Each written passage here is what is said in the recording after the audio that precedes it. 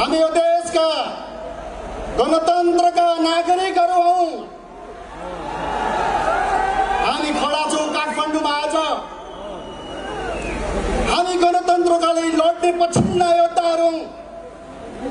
400 वर्ष पहिले हाम्रा अग्रजहरूले पार गरेको यात्रा नेपाली जनताहरूले 400 वर्षपछि कठिन लडाई, त्याग, तपस्या, बलिदान, थुप्रा संघर्षको बीचबाट गणतन्त्रमा हामी पुगेका छौं। नेपाली जनता 21औं शताब्दीका गणतन्त्र प्राप्त गर्ने गौरवशाली नेपाली जनताहरू हुन्। हामी नेपाली जनताप्रति गौरव गर्न चाहन्छौं।